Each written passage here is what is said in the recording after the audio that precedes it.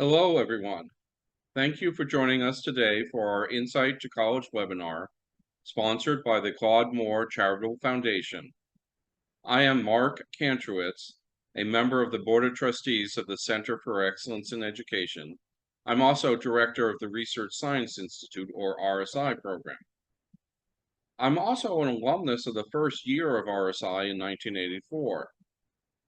I'm an author of How to Appeal for More College Financial Aid, Twisdoms about paying for college, filing the FAFSA, secrets to winning a scholarship, and who graduates from college, who does it. And I will be your host for this evening. The Center for Excellence in Education was founded in 1983 by Joanne DeGennaro and the late Admiral H.G. Rickover, who is the father of the nuclear navy and civilian uses of nuclear power, with a mission to nurture high school and university scholars to careers of excellence and leadership in STEM. You may visit the Center for Excellence in Education's website at CEE.org to learn more about the center's cost-free programs for students and teachers, such as the Research Science Institute, the USA Bio Olympiad, the Teacher Enrichment Program, and STEM Lyceums. Today, our panel includes Heather Hill, who is manager of the CEE's Teacher Enrichment Program. She received her Bachelor of Science degree in biology from Fort Valley State University and earned her master's degree in molecular biology from Georgia State University. She explored her love of education as a high school science teacher. She taught biology, anatomy, and physiology research and became gifted certified. She taught the anatomy and physiology at Georgia State University. Heather later became a biological scientist for the state of Florida. While there, she strengthened her laboratory skills and worked on COVID-19 research. Devin Simmons is manager of CEE's STEM Lyceums program. He earned a bachelor's degree in history from George Mason University in 2018 and a Master of Science in Education from Johns Hopkins University in 2021.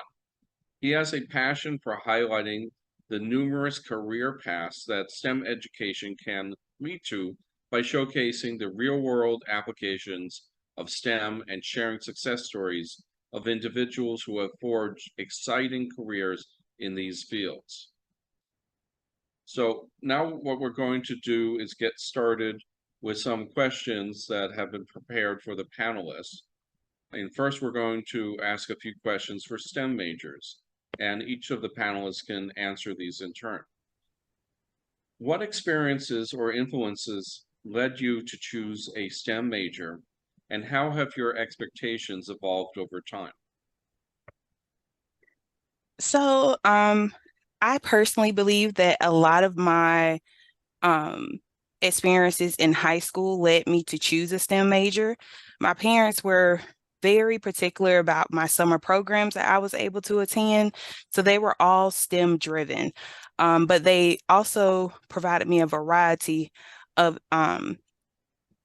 experiences in STEM. So within high school, I did some summer programs where I did a pre-vet program, I did a pre-dental program, and I did a pre-med program. So it allowed for me to explore all of the avenues and STEMs that I was interested in and allowed for me to kind of focus in on that as I was transitioning into higher ed.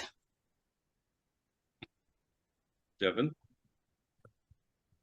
So I was not a STEM major in college. And for me, I think what sort of influenced that was there was a lack of STEM opportunities where I came from. There wasn't a big highlight on STEM careers or STEM pathways. And so that's sort of where my passion for what I do now here at the Center for Excellence in Education sort of is driven from. But what led me to the major that I chose was my love for history. It's been something that I've been passionate about all my life. Growing up, history or social studies was something that I could always remember. It was a little bit easier for me to remember dates, important figures, important events and things of that nature. And it was interesting to me, and it made as a high schooler, it made more sense at that time. And like I said, it was just also just a lack of exposure to STEM in general. A lot of the STEM classes weren't afforded at the high school that I attended unless you were a part of any AP, or they have the IB program, which is an International Baccalaureate program. And if you weren't really a part of those classes, those higher level STEM classes weren't available to you. So. Okay. Describe a particularly challenging project or course, how you overcame the challenges, and what you learned. So as a STEM major, I kind of have a very, I guess, non-unique course that was very difficult. And for that one, it would be Organic Chemistry 1. Ironically, Organic Chemistry 2 turned out to be one of my favorite subjects, but I think it was because of how I tackled Organic Chemistry 1. And by doing that, I actually went and created my own study group. It was a group of 5 of my friends that we were all in the same class. And we actually, in our common area of our suite, we put together 4 whiteboards. And every night, we dedicated 2.5 hours to going through Organic Chem 1 problems. And wherever we hit blockade, you had someone there that they probably understood how to get through it, and they helped you understand how to get to it. And we really carried each other that semester to get through. And what you learn in STEM majors is that you cannot get through it by yourself. You have to find your group of people that are going to support you and hold you accountable to what you have to do in order to succeed in the course. And it really turned out to where Organic Chem became one of my favorite subjects of all time. And it actually led to an internship in Organic Chem lab for a summer. So I really think that it was a much needed learning experience. Some people find organic chemistry to be challenging. Yes.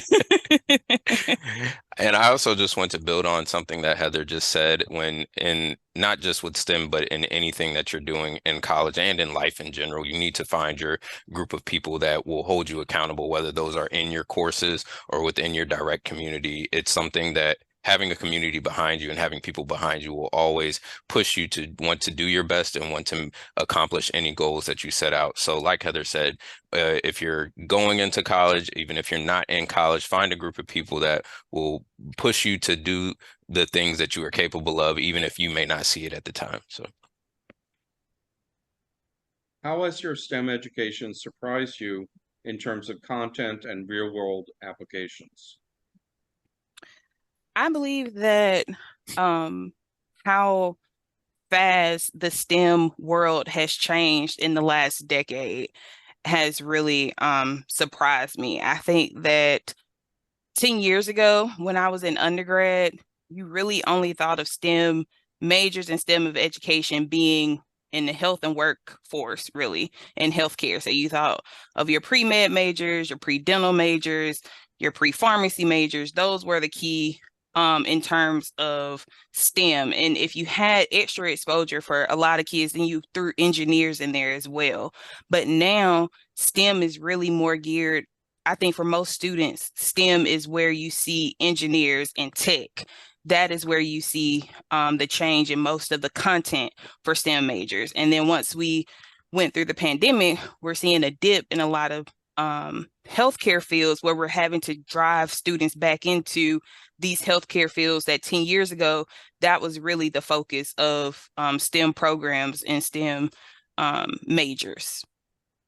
And to follow up on that, how do job prospects, earning potential, and further educational expectations differ for STEM students compared to non-STEM students? Generally, the starting out salaries are higher for popular STEM majors. There are STEM majors that when you come out, you're not going to make a lot of money. But the security is there for a lot of STEM majors that's not there for non-STEM majors.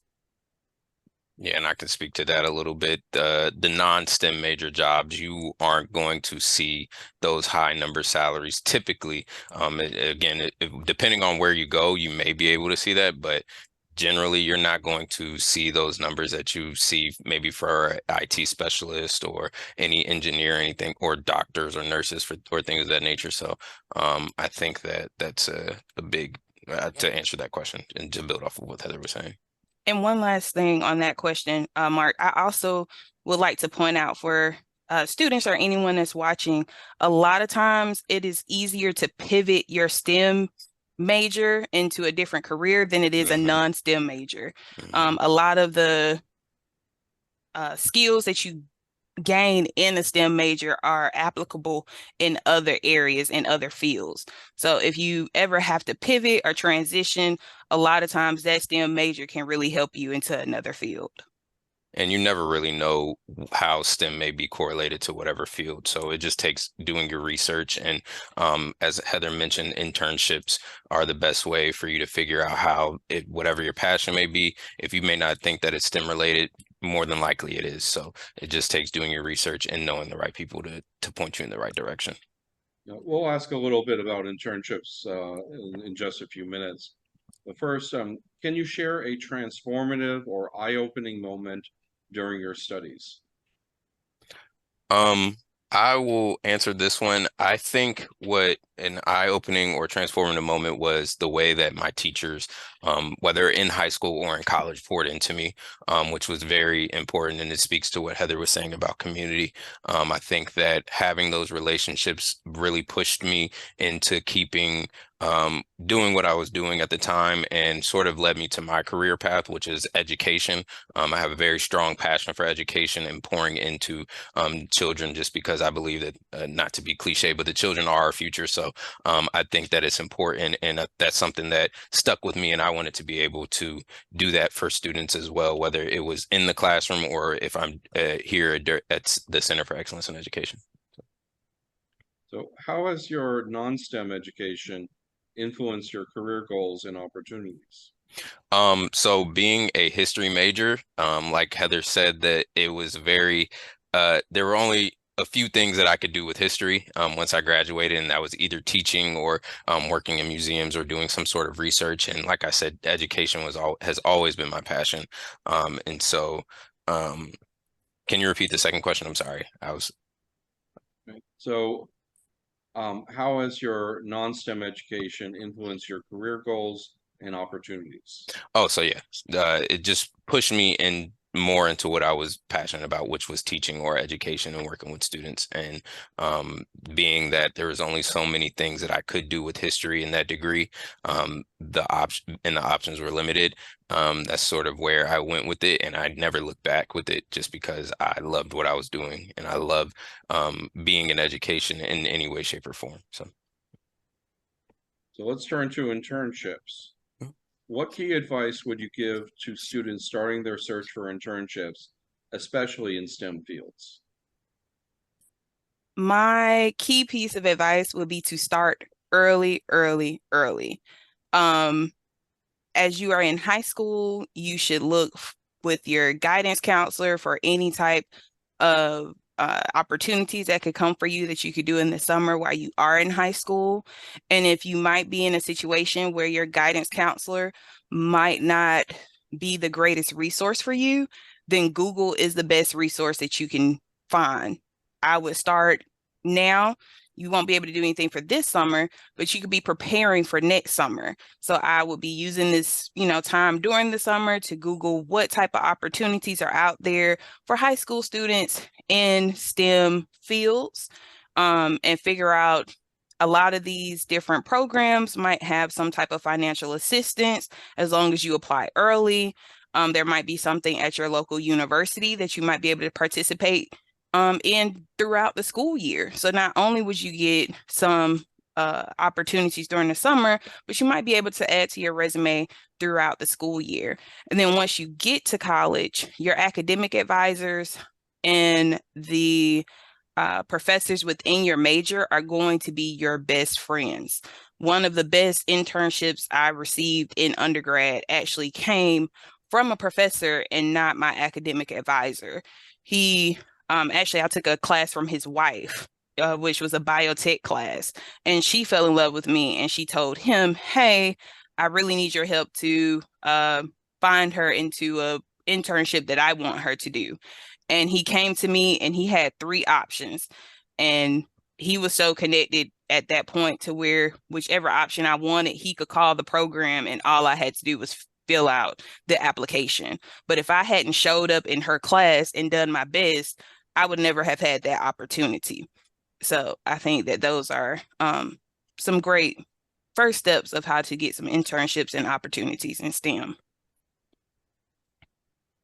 I would also add to that networking. Networking is very important, especially once you get to the college level. That's how you establish the relationships that you may make outside of college or once you graduate. And that networking may get you to those internships. If you know somebody in whatever organization or whatever field that you are in, they may have some sort of pool or know somebody who can get you to where you want to be. So networking is a very, very key thing to do, especially once you get to college. So.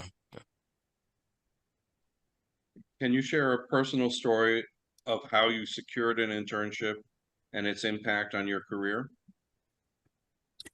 Piggybacking on kind of like my previous response, that internship was actually an internship at the University of Massachusetts Amherst, and I was in an organic chemistry lab, and they were actually working on 3D printing gold nanoparticles.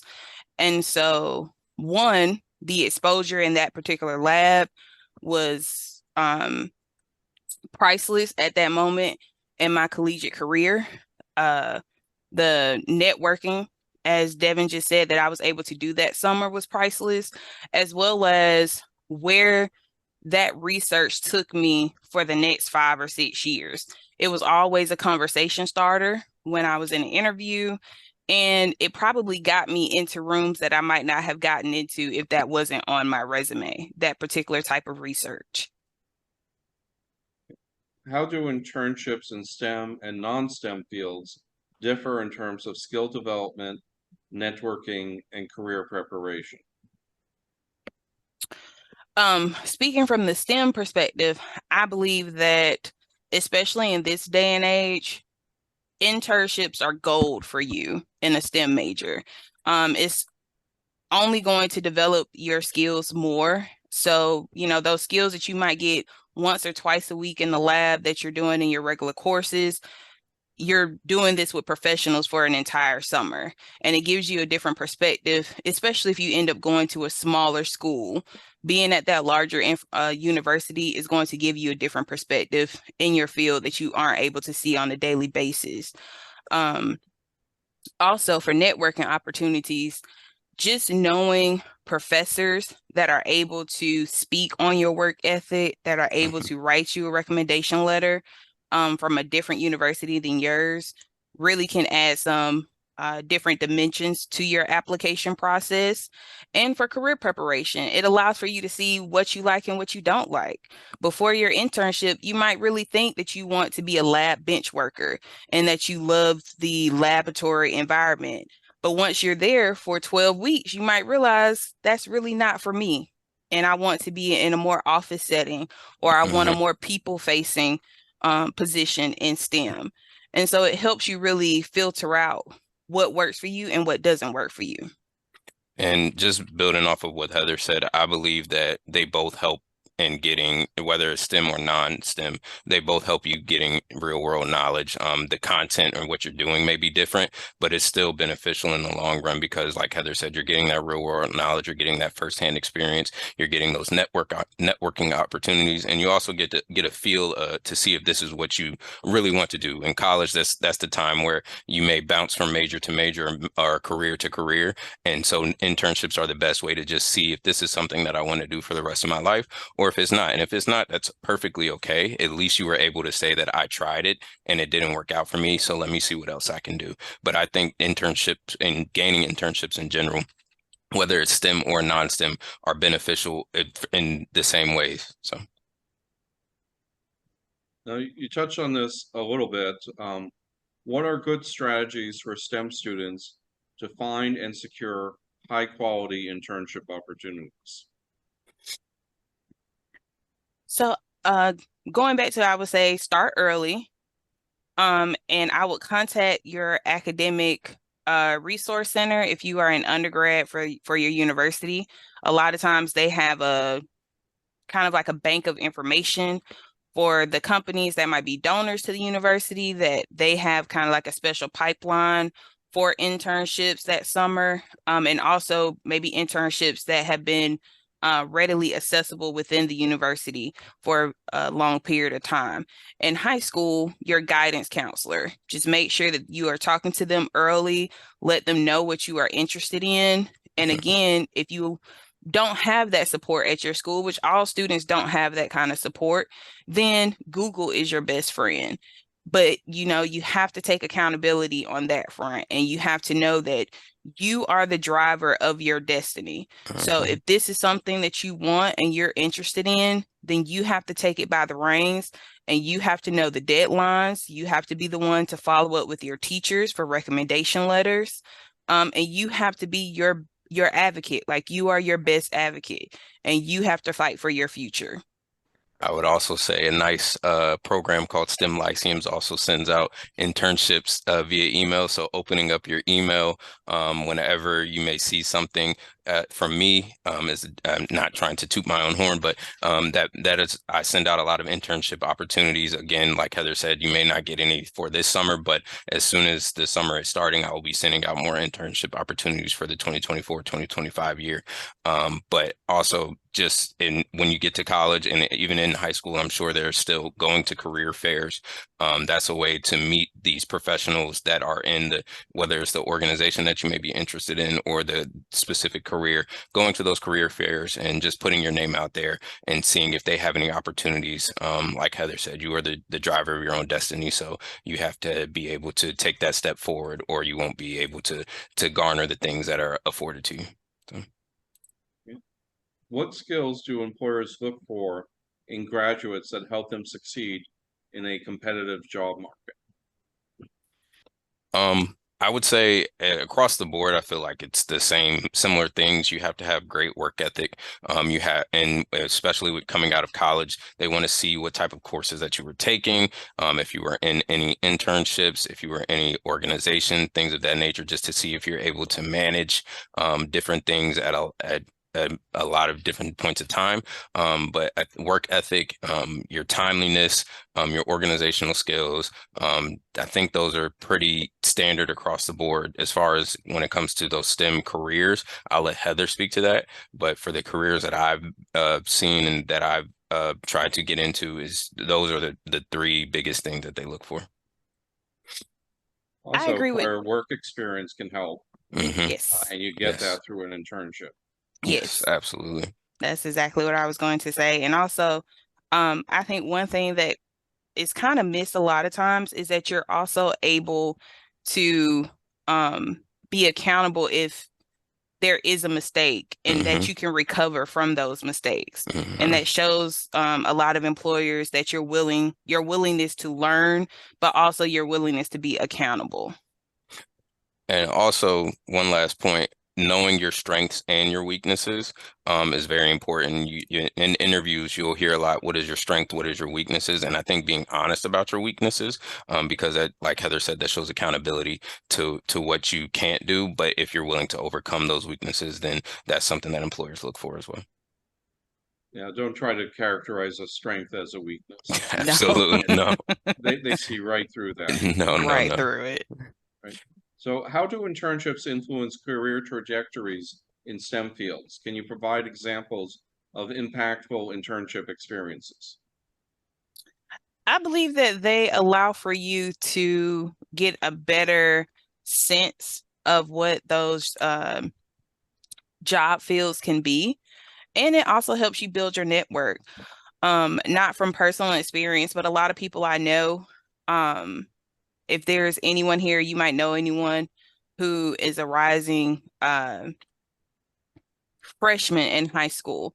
There's an engineering program called CEE that a lot of my friends actually did in high school. And so in high school, every summer, they expose the students to a different part of engineering. And that can lead to a scholarship going into undergrad. And then at the end of that scholarship, you actually end up with 2 bachelor degrees, one from one university and one from that secondary university.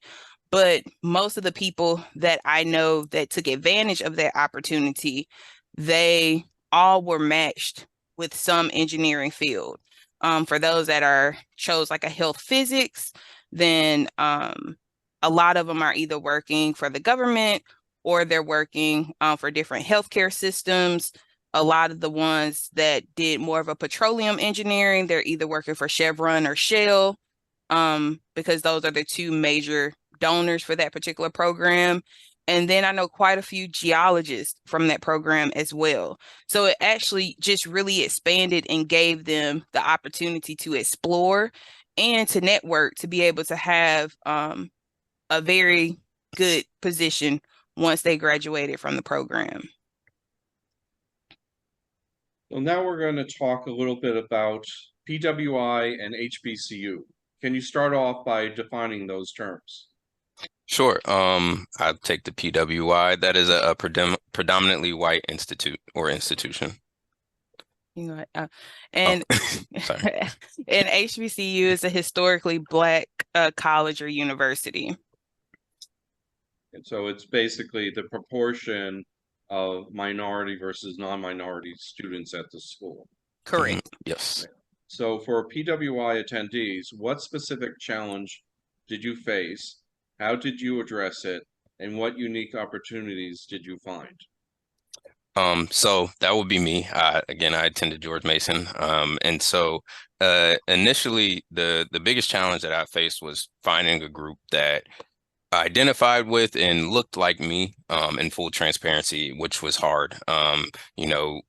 George Mason at that time, I think, had about 30,000 students, and only a small percentage of them were African American or Black Americans. And so trying to find that group was very hard, and it did affect my studies a little bit, just because I was trying to fit in places where I wasn't fitting in.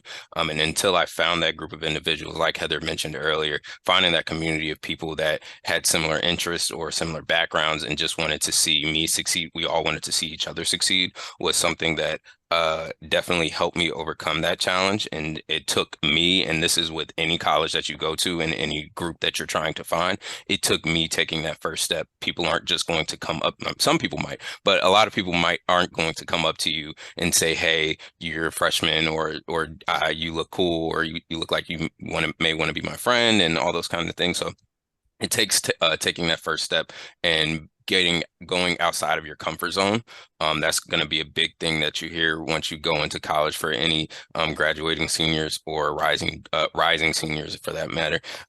So I think finding that group and the opportunities once I found that were boundless. I was able to join different groups. I was able to lead some of those groups. One of those groups being the BSA, which is a Black Student Alliance.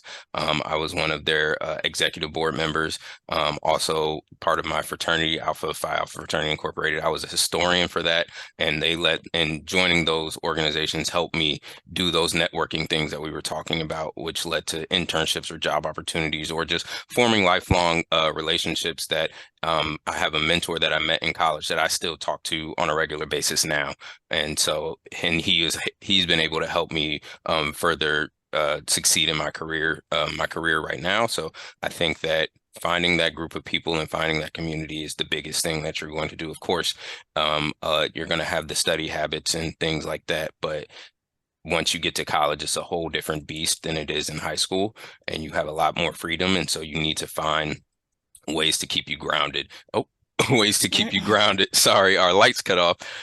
Ways to keep you grounded, and ways to keep you focused on what the goal is, which is to graduate and hopefully obtain a good job. So you need to find a critical mass of people like you who can support you in your goals. And that doesn't mean that they have to be the same skin color as you. They need to just have the same ideals as you and believe in the same things as you. And if that means that they look a little different from you, but they still believe in what you do, then that's perfectly fine too. But just finding that group of people, like you said. Like if you're majoring in chemistry, you find a group of chemistry students who you and they can help each other. Yes. Yes. So Heather, for HBCU attendees, how did your school's community and culture influence your academic and personal development? Yes. So I think to truly answer that question, I have to say, well, what really made me choose to go to a HBCU? And outside of my parents, because it wasn't really an option for undergrad in my household, but what really led to my decision was that matriculating through high school, I was one of 5 minority students in my classes. So in a class of, I would say, 30 students, we, were about 10% of that class, all the way from we were second grade until we graduated in 12th grade. And so I just wanted a period in life where I was not the minority in my classroom.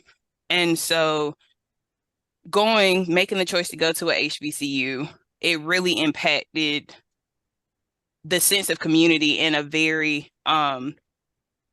important time in your life, because what you learn when you go to undergrad is that you are constantly changing and developing yourself into the miniature version of who you will be as a full-fledged adult, and having the security and the safety to really just find myself, enjoy myself, and be able to freely learn in my environment was priceless. And I still have professors now, because the university I actually chose is a family university, and my dad actually worked there, and a lot of people had known me since I was probably in utero with my mom. So there are still professors that run into my parents in the grocery store, and they say, well, how is Heather doing? And where is she right now? And when's the next time she's coming home? Make sure that she, stops by our house at homecoming, and we want to catch up with her, and we want to see what we can collaborate on. And that's the kind of care that, still now they have for me, and that really impacted those that you have supporting you and pushing you to your goals at all times. How did the environment at your institution, PWI or HBCU, shape your understanding of diversity and inclusion in higher education and beyond? I think for me, probably a misconception is that you don't have any diversity at HBCUs, and that is a myth. That there is quite diversity at HBCUs, because a lot of people have found that it's a quality education for your money. So a lot of people that are not your typical or traditional minorities have started to kind of trickle in. But also, it has shown that in higher ed, at a HBCU, you see people go all the way for higher ed. One thing for me was that there was a VP of student affairs, and he had worked under my father. So when he would see me walking across campus, he would stop the golf cart with my friends and say, hey, do you guys need a ride? And they would say, well, how do you know Dr. Williams? And I would say, oh, family friend. And we would get a ride to class and save a few steps. And now he's the president at another HBCU university. And that's just a connection that you're able to keep. And you're able to help other students along the way, because if it's a student that you truly believe in and you're able to vouch for, you can make a call and a connection, and that could, open an opportunity for a student that they might not have or would have had. For me, having gone to a PWI, and one of the most diverse PWIs, it just made me realize that inclusion isn't often included when they talk about diversity. And so just having known that, that's something that really pushed me to, one, break barriers if I could, or help others break barriers so that they could make sure that the next generation of college kids that are coming up that may be a person of color don't have to go through the same things that we have went through. And of course, when I was going, it was 2014 to 2018. So a lot of the things weren't as bad, but there were still some things that needed to change for that next generation. And so just having to recognize that was definitely different. And then also equity needs to be added. Just because it's inclusive and diverse doesn't mean that it's always equitable. And so trying to make sure that as my mom calls it, being a change maker, doing whatever I could in the positions that I held to make that change in any way, shape, or form is what kind of shaped my understanding. So You make your own luck. yes, absolutely. Considering our diverse audience, how do institutional environments at PWIs and HBCUs impact students' sense of community and support? I'm sorry, can you repeat that one time for me, Mark? Considering our diverse audience, how do institutional environments at PWIs and HBCUs impact students' sense of community and support? I think when it comes to HBCUs, that sense of community and support starts from day one, as soon as you get your welcome packet. And you will have students find each other on social media. You will have students coming to, the welcome weekends, and on those welcome weekends, you're having the huge marching band and you're having the deans of the departments come out, and you're seeing them with their hair down. Like, you're not seeing them in the uptight suit. They're really meeting the students on their level to say, I am here to help you get to wherever your dreams are. And that sense of community really helps that student who might not have come from a situation that was as supportive.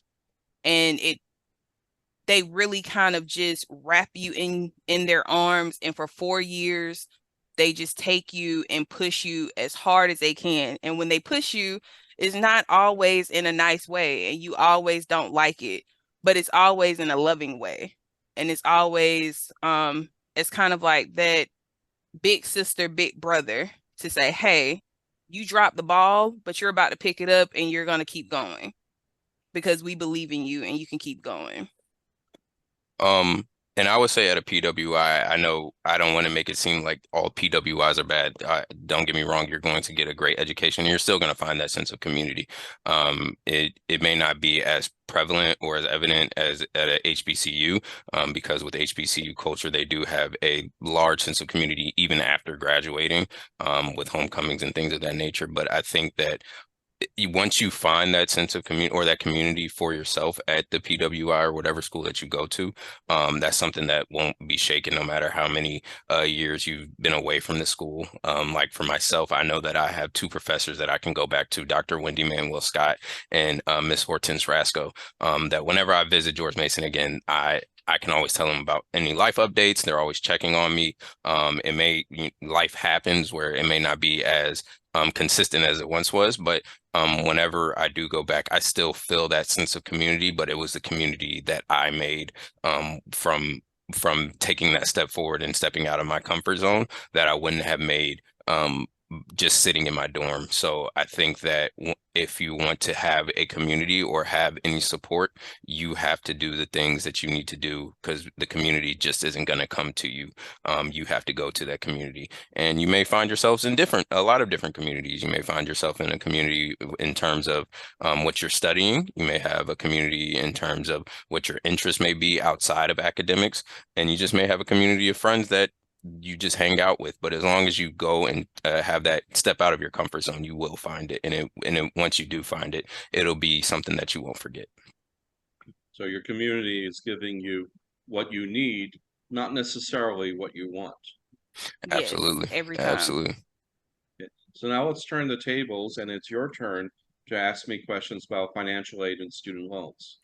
Absolutely. And I just want to say that at this time, if there are any questions that do come up, I do see that there are some questions in our question and answer portion already. So we will get to those.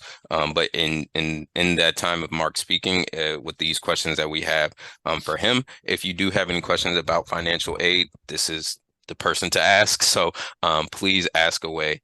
And so the first one is on common misconceptions about financial aid. And it is, what are some of the most common misconceptions about financial aid that students and parents should be aware of? For example, can you explain the myths around unclaimed aid, being too wealthy to qualify, but too poor to afford college, and the misconception that scholarships can cover all college costs?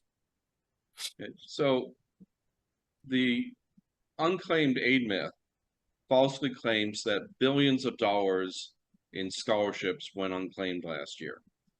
The most common version of the unclaimed aid myth says that $6.6 billion in scholarships went unclaimed last year.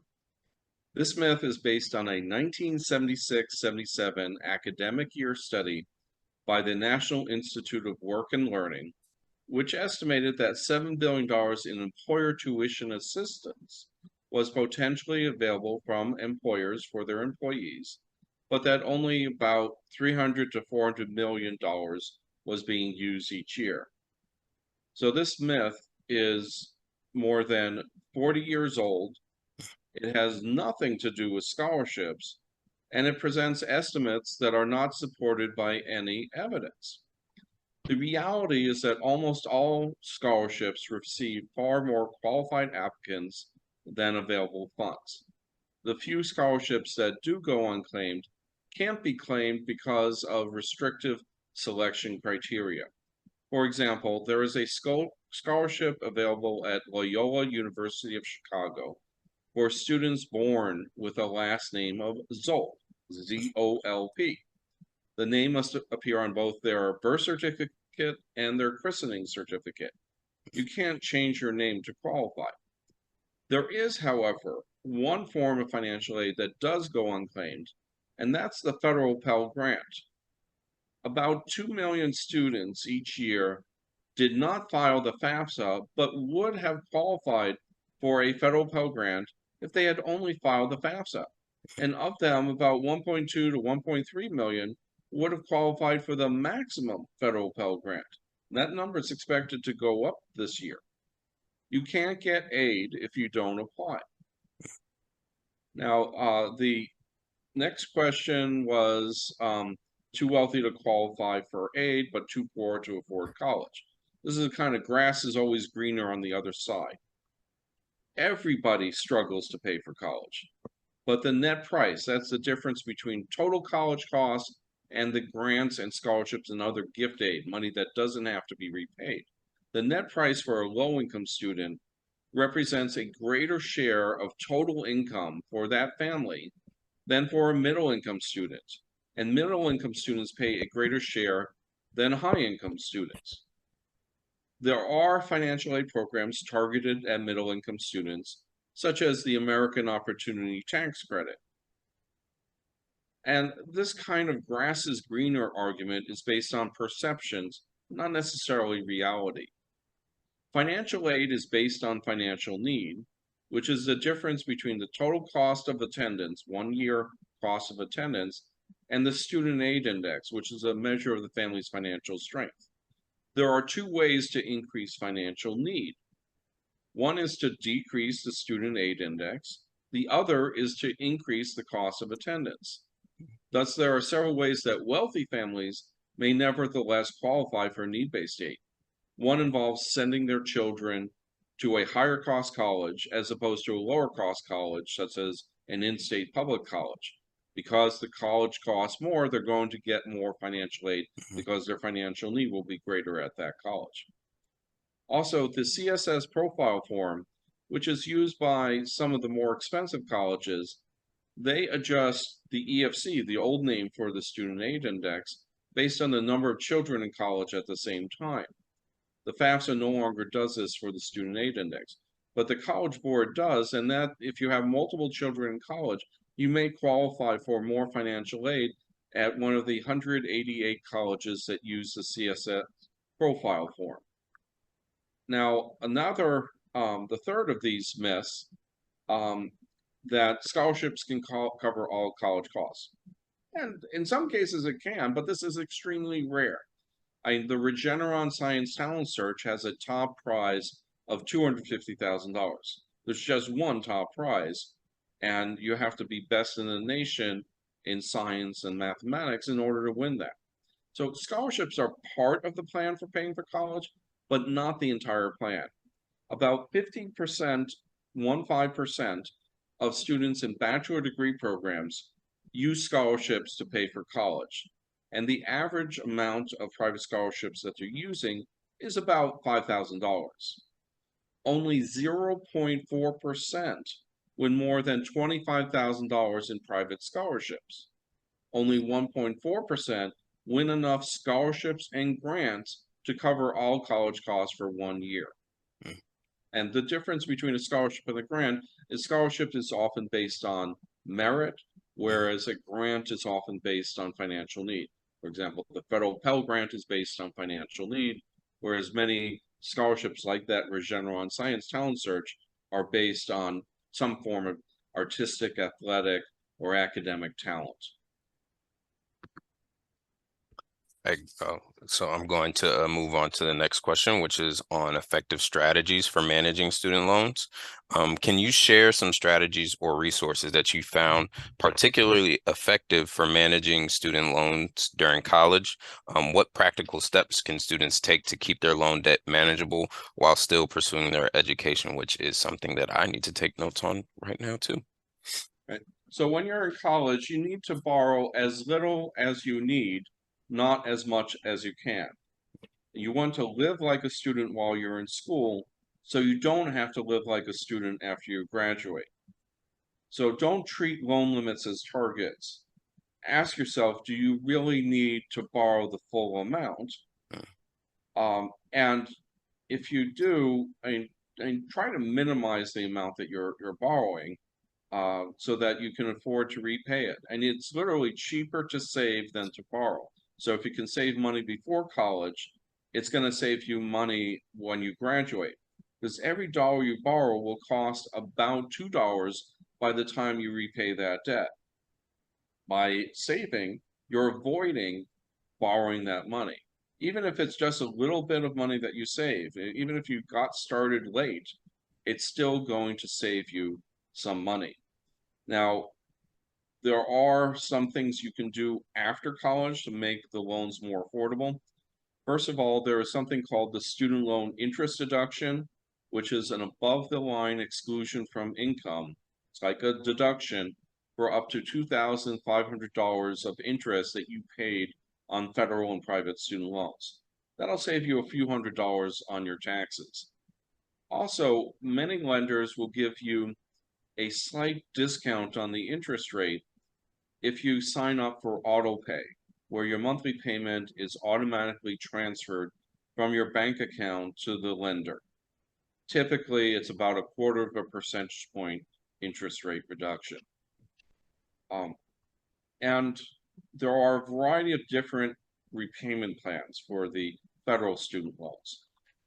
Standard repayment is what's called a level amortization. You pay the same amount every month for the duration of the loan term. Standard repayment is a 10-year repayment plan. There are also extended repayment plans that have 20, 25, or even 30-year repayment terms. Of course, you don't want to repay your loans over 2 decades, because then you'll still be paying off your own student loans when your children go to college. Now, if you experience financial difficulty, long-term financial difficulty, there are income-driven repayment plans which base the loan payment on a percentage of your discretionary income as opposed to the amount you owe. For example, in the SAVE repayment plan, if your income is less than 225% of the poverty line, your monthly payment will be 0. And after 20 or 25 years in repayment, the remaining balance will be forgiven. Now, the SAVE repayment plan is currently facing some legal challenges, but I expect that it will be sustained, and so that will remain as an option. There are actually 4 different income-driven repayment plans. The SAVE repayment plan is the newest and the most generous. But I would encourage you to choose the repayment plan with the highest monthly payment you can afford, because that will reduce the interest you pay over the life of the loan. Absolutely. And then I have a question in the chat, the question and answer chat that sort of ties into what you just answered. Can you talk about the best way for parents to save too? Is using 529 accounts a good idea or not? They hear mixed ideas. Right. So a 529 college savings plan is a tax and financial aid advantage way of saving for college. The earnings accumulate on a tax-deferred basis within the plan, and if you use them to pay for qualified higher education expenses like tuition, fees, room and board, book supplies, and equipment, it's entirely tax-free. In addition, if the 529 plan is owned by the parent or a student, the student who's applying for financial aid, and sibling 529 plans are ignored starting this year. It's reported as a parent asset on the FAFSA, which is a favorable treatment. Parent assets on the FAFSA reduce aid eligibility by at most 5.64% of that asset value, whereas a child asset reduces aid eligibility by 20% of the asset value. So $10,000 in the parent's name reduces aid eligibility by $564, whereas in the student's name, it reduces aid eligibility by $2,000. Now, that 529 plans have special treatment where even if it's a 529 plan is in the student's name as the account owner, it'll be treated as though it's a parent asset. Now, there is a change this year that is very beneficial, which is if the 529 plan is owned by a grandparent, an aunt, an uncle, or someone other than the student or parent, it is not reported as an asset on the FAFSA, and distributions are also ignored. So that is a great way of saving for college and not having an impact on financial aid eligibility. This is a change this year. It used to be that it was ignored as an asset, but distributions counted as untaxed income to the student, which had a severe negative impact. But this year it has no impact. So that's a great option.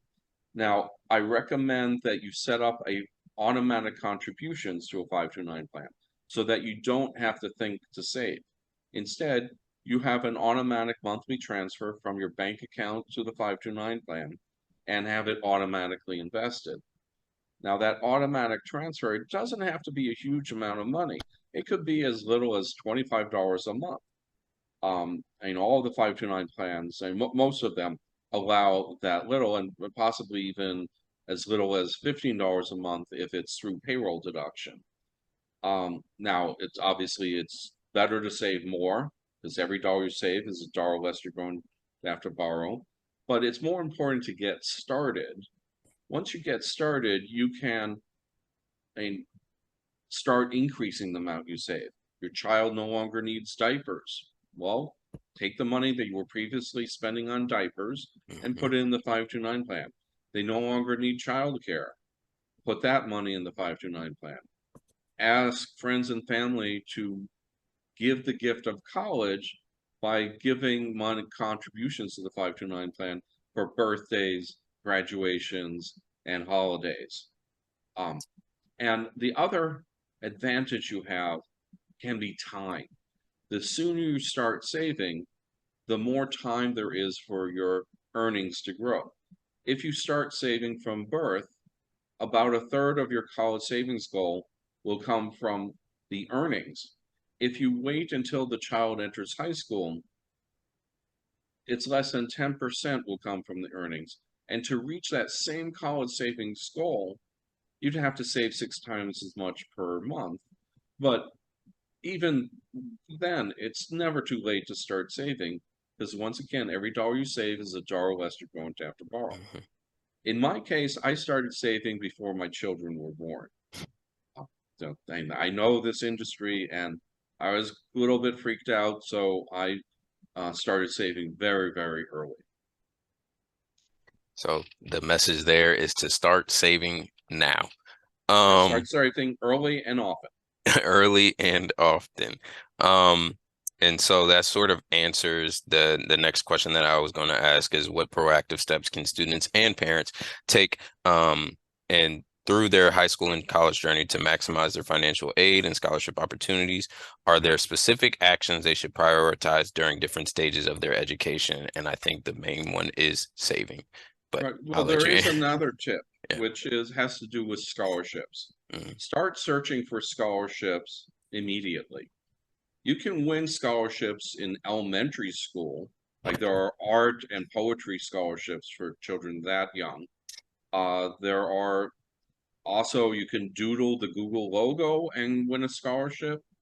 There are scholarships that have deadlines before the senior year in high school.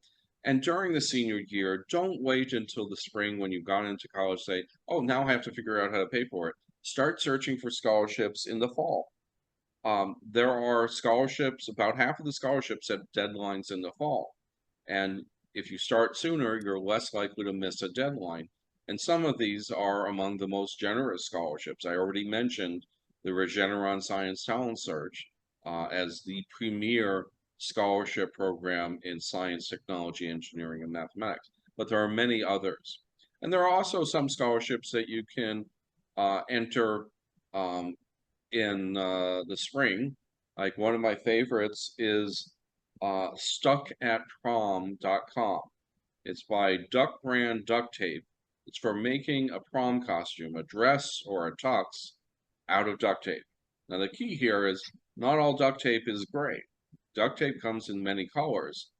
And the students who win these awards are incredibly talented. They somehow turn duct tape into a magical costume. And the top prize there, I believe, is $10,000 for each of the dress and tux categories. And your school may also get some money to thank them for their contributions. And you can get a starter kit with a couple colors of duct tape, but anybody can enter this. And I'm always amazed at how beautiful these costumes are. And just like with saving, every dollar you save is a dollar less you have to borrow. Every dollar you win in scholarships is a dollar less you're going to have to borrow. And I think there are also scholarships afforded to college students as well. So even when you get to college, you do not have to stop your scholarship search. You can keep 100% applying. correct. You can keep applying. So just like Mark said, those scholarships will come in handy. And I have a question in regards to scholarships. You mentioned the Regeneron scholarship. And so this question is, if only a small fraction of people win enough scholarships to pay for college, are there any scholarship opportunities that aren't well known like Regeneron that you can recommend? Well, every scholarship receives far more qualified applicants than they have money available. But I would recommend using a scholarship matching database to find all the scholarships that match your background. The two most popular ones are a database called FastWeb, FASTWEB.com, and the other is the College Board's Big Future.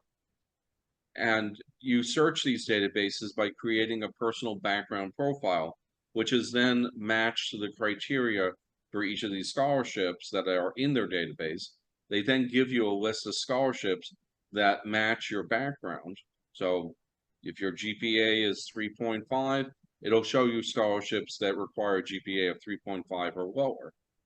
And then it's up to you to apply for these scholarships. You go to the scholarship provider's website, you learn about the application, you submit the application, and you hopefully win. And the other cool thing about this is writing the scholarship application is in some ways like writing an application for college admission. So by applying for scholarships, you're getting practice with your college admissions applications. That sounds like all beneficial advice to me. And there's I think we'll have time for about 1 to 2 more questions. I have a question in the question and answer chat. I have a few questions in the question and answer chat. One in regards to the financial aid talk, and then one in regards to what me and Heather were talking about earlier. So I'll ask this question for you, Mark. Is also some students apply for financial independence from their parents to get more aid. Is that a good idea? All right, so on the FAFSA, there are two types of students, dependent and independent. If you're not independent, you're considered dependent. There are some standard definitions of an independent student, like if you're married, if you have children if you have dependents other than a spouse, such as a child who lives with you and receives support from you, more than half of their support. If you're in graduate school, you're automatically considered to be an independent student. If you are a veteran or serving on active duty for the U.S. Armed Forces, if you are an orphan or in foster care, or if you're homeless and at risk or at unaccompanied or at risk of homelessness. So there's about a dozen definitions. In addition, there is what's called a dependency override. Now, you can't simply declare yourself independent. That no longer works. In 1992, if you were earning $4,000 at least a year and you hadn't been claimed on your parents' tax return for 2 years, then you would be automatically independent. That was so prone to abuse that Congress repealed that several decades ago. But if there is an unusual situation, like the student,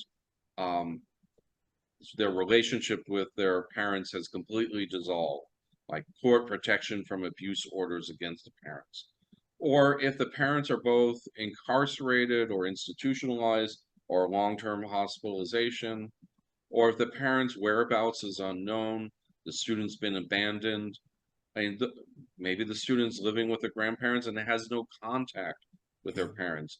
Then you can appeal to the college financial aid administrator, and they decide whether your situation is extreme enough that it qualifies for a dependency override, at which point you're considered to be an independent student and parent information is not required on the FAFSA. And if you happen to be living with grandparents, an aunt or an uncle or a sibling, if you're considered an independent student, financial information from the person you're living with does not get reported on the FAFSA. A new change this year is that once you have a dependency override and the next year, the college financial aid administrator doesn't have to make you jump through the hoops to become an independent student. They can rely on the previous year's decision. Even if it was at a different college, they can do that. It remains to be seen if they will be relying on it, but that is now an option for them. Now, when you're a dependent student, your financial need is based not just on your own income and assets, but also on the income and assets of your parents if they're married. If they're separated or divorced, it's only based on the income and assets of the parent who provided the most financial support to you in the last 12 months.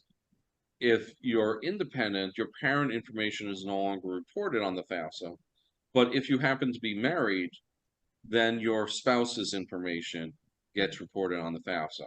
So in some circumstances, this can lead to more financial aid. In some circumstances, it can lead to less financial aid. That was going to be my next question. Does it vary circumstance to circumstance how much financial aid that they may get as an independent? But so I think for Mark, I'm going to ask you one more question, and then but before I do that, I want to tackle these questions that were asked in regards to both me and Heather, because I think they've been sitting there for a while. And so this first question will be for either me or Heather. Well, Heather, you can jump in whatever. But what resources would you recommend for high school students to locate opportunities to build research skills and STEM skills in general? I would just say to look at well, your first resource would be your guidance counselor, and to see what resources she might have available for you to apply for. And then if she can't really or if they can't really help you find anything, then your next best step would be to just kind of research some local opportunities that might be in your area. You might have a situation where you might be close to a good community college that's partnering with a higher university, or you might live close to a university, college town, and there you might be able to build some of those research skills and those STEM skills. But if not, then the best opportunity is going to be a summer opportunity and some of those things that we talked about earlier on. I agree. Going to your guidance counselor is very beneficial. Your guidance counselor be your best friend in high school sometimes. And so they have all the resources. And if they don't, again, there's this program called STEM Lyceums that often sends out stuff. So checking your email that way, and then just doing your research. Google will be one of your best friends as well. And then this last question, and then Mark, I have one more for you, is what is the main difference for undergraduate students to study in a big, strong university that is on the top of the rankings, and in a small average university which may not be that famous or well known? So I guess what's the difference between one of those well-known schools and universities and one smaller university? I've always said that no matter what college you're going to, you're typically going to get a great education. Just because it may not be a Duke or a Yale or an Ivy League school does not mean that the education that you get there is any less than. There's still, the professors are still very knowledgeable.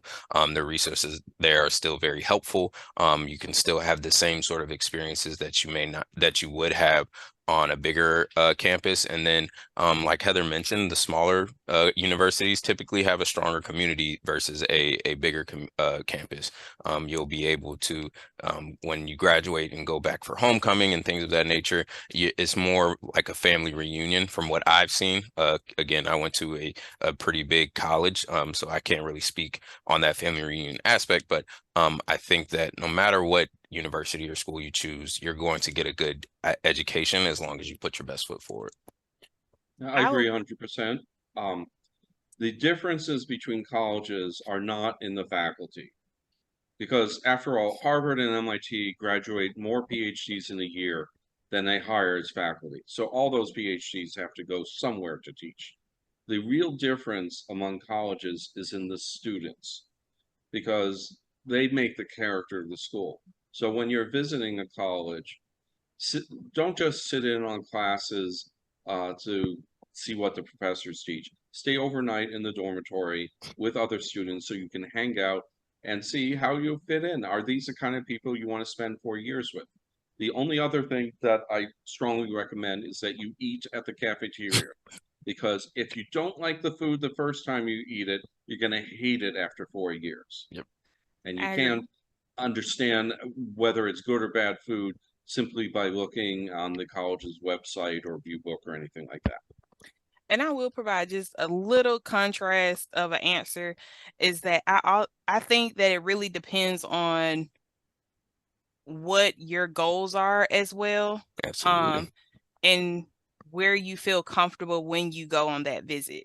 Because Absolutely. wherever you feel comfortable on your college visit, you're going to excel and do the best that you can do. But that smaller university might not be your fit. Like, you might need that larger university to, thrive and do your best. So it really just kind of depends on what you're looking for, your goals. And as they both have said, as long as you are comfortable and you really work for what you want to do, you're going to succeed no matter which university you choose. Absolutely. And so last question that I have for Mark, and sort of closing it out here, is navigating changes in financial circumstances. How can students and families navigate the financial aid process if their financial circumstances change unexpectedly? So if anything is unusual about your family's financial circumstances, and that could be a change from the prior year, because the FAFSA is based on 2-year-old income information, or anything that distinguishes your family's financial circumstances from that of a typical family, such as high unreimbursed medical or dental expenses, high dependent care costs for a special needs child or elderly parent, anything even a little bit out of the ordinary, contact the college financial aid office at each of the colleges you're considering, or if you're already enrolled in college, at your current college, and ask about how to appeal for more college financial aid. They're going to want you to write a letter, typically, or fill out a form where you highlight these special circumstances, as they're called. And you need to be specific as to time, dollars, the amount of the impact, and the nature of the special circumstance. And I suggest a bulleted list, because when it rains, it pours. So oftentimes there's more than just one special circumstance. Yeah. And include copies, not originals, of documentation of these special circumstances. So copy of the medical bill showing that you had to pay it as opposed to having it covered by insurance, or amounts that you paid for co-pays and deductibles. Those can also be considered. And the entire process is driven by documentation. So the college will evaluate this and they'll say whether it's justifiable to make an adjustment to the financial aid. So if like your income went down from 2 years ago to the present, like you lost your job or you got a pay cut, or 2 years ago you had an unusual bonus that that was a one-time event that's not reflective of your ability to pay for college, you do the appeal, and they will then, if they decide that it merits an adjustment, they will use the financial impact to make that adjustment. So your income has gone down, they'll substitute your current income. You can't substitute your current income on the FAFSA, but they can. And that will then drive a new student aid index, which will then drive a new determination of financial need, which will then drive a new financial aid package. Changes in income are the most common where the college makes an adjustment. So it's not that you're asking them to give you a couple $1,000s more, you're providing them with the special circumstances, and from that point onward, it becomes formulaic. I actually wrote a best-selling book about how to appeal for more college financial aid. And on the webpage for that book, you can find a free downloadable tip sheet that gives you the basics of appealing for more college financial aid.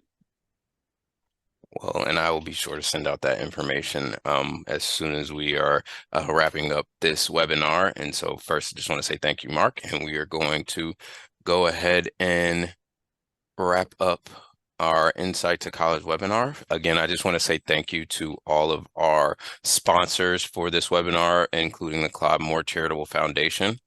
And I just want to say thank you for the audience for joining us.